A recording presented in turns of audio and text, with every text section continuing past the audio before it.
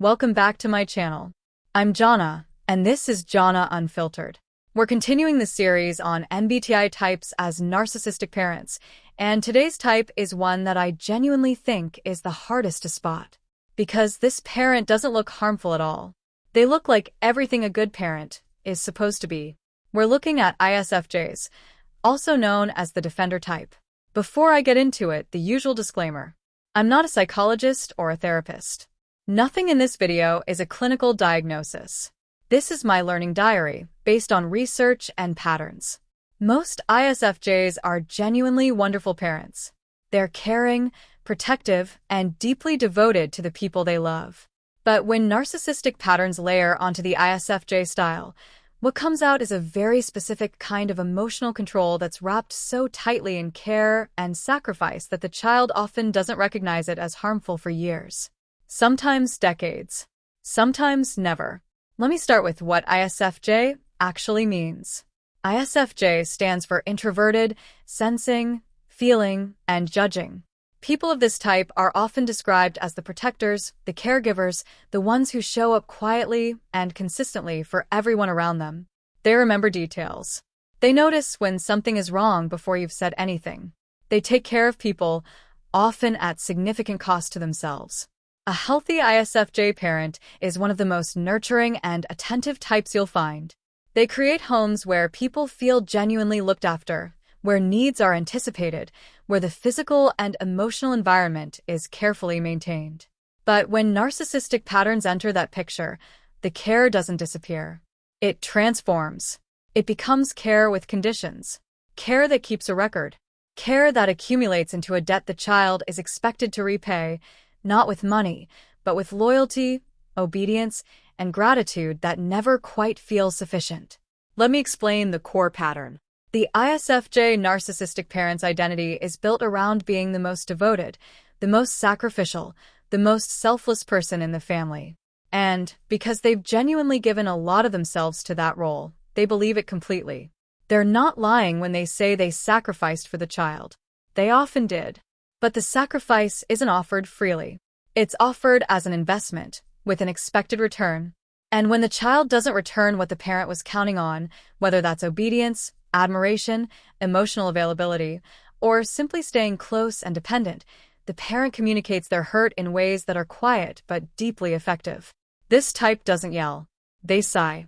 They go quiet in a specific way that fills the whole room. They say things like, "It's okay, don't worry about me," in a tone that communicates the exact opposite. And the child, who loves this parent, feels the weight of that quiet disappointment and adjusts. They shrink a little. They defer a little more. They put their own needs aside again because making this parent feel unloved is something they can't tolerate. Let me talk about the mother and father versions separately. The ISFJ narcissistic mother is, honestly, one of the most recognizable figures in many Filipino families, and in a lot of other cultures too, because this pattern is culturally normalized in ways that make it even harder to name. She does everything. She cooks, she cleans, she remembers every appointment and every preference and every need. She's always there. And she makes sure everyone knows she's always there, not in a boastful way, but in a way that communicates constantly how much she gives and how little she receives. She's also deeply focused on the family's image. The home has to look right. The children have to behave correctly in public. What the neighbors think matters enormously. And when the child does something that doesn't fit that image, whether it's a poor grade, a relationship she doesn't approve of, or simply a choice that's different from what she had in mind, the response is rarely direct.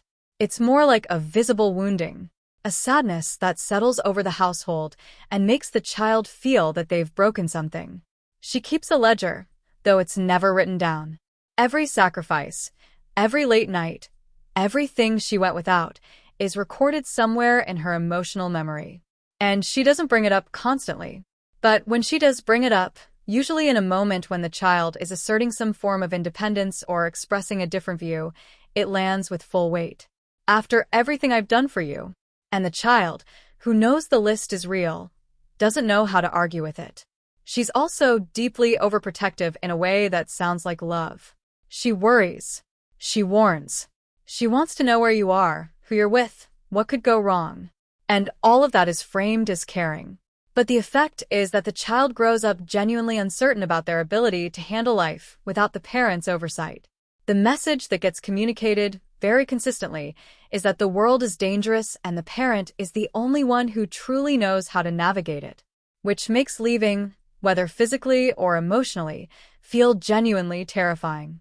The ISFJ narcissistic father tends to be less overtly martyr-like than the mother version, but the emotional mechanism is similar. He's the dependable provider. He does what needs to be done without complaint, at least not out loud. And he expects that level of quiet duty to be recognized and rewarded with loyalty and compliance. When the child makes choices that he sees as irresponsible, impractical, or disrespectful of the family's values, the response isn't necessarily an argument. It's a withdrawal, a coldness that communicates clearly that the child has failed to honor what the father built for them. He also tends to use tradition as a form of control. This is how we do things. This is what this family stands for. And deviation from tradition isn't framed as individual choice. It's framed as disrespect for everything the family represents. That framing makes it very hard for the child to simply want something different, because wanting something different feels like betraying everyone who came before them. Let me look at how financial situation shapes this dynamic. A wealthy ISFJ narcissistic parent provides genuine material security, and that security becomes part of the guilt structure. The child has been given comfort, education, opportunity. And the parent references these gifts, not aggressively, but in the quiet way of someone who knows the ledger is full.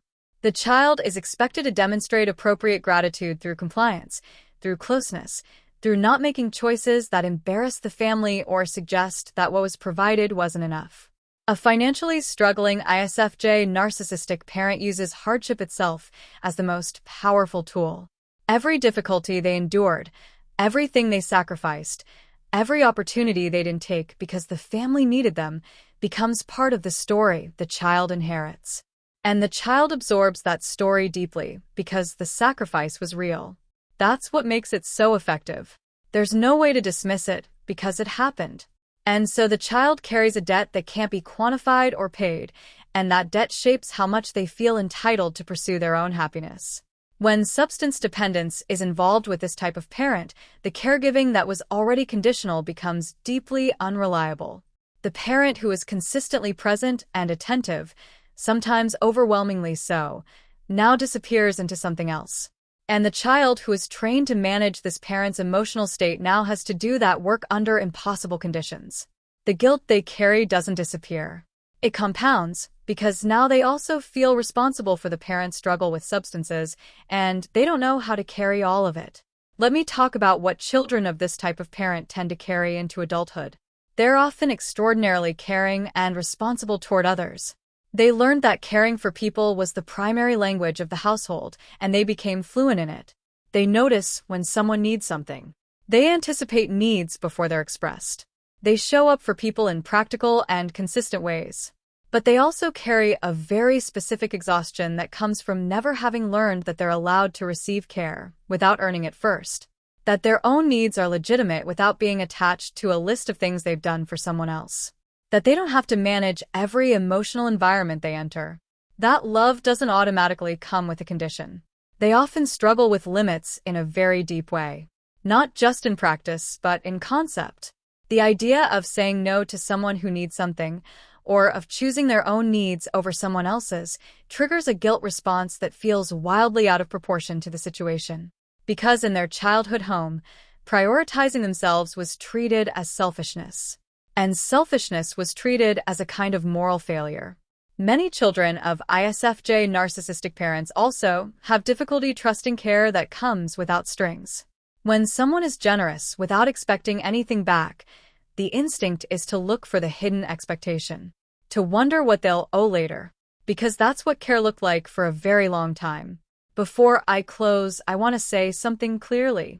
If you grew up with a parent who did everything for you and never let you forget it, whose sacrifice was genuine but whose love felt like a weight you were always carrying, your experience was real. The care was real too. Both of those things are true. And you're allowed to have complicated feelings about someone who hurt you while also genuinely loving you. You don't have to choose between gratitude and grief. You're allowed to hold both. Before I close, I'd love to hear from you. Have you ever had a parent or someone in your life whose love felt like it came with an invisible bill? And how did that shape the way you relate to giving and receiving care as an adult? Drop it in the comments if you'd like to share.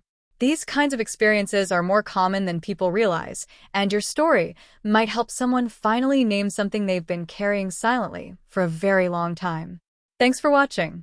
If this video resonated with you, please consider hitting the subscribe button.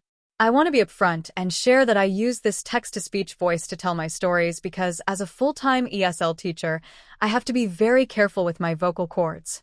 Managing vocal nodules means I have to save my voice for my students, but I didn't want that to stop me from sharing these unfiltered thoughts with you.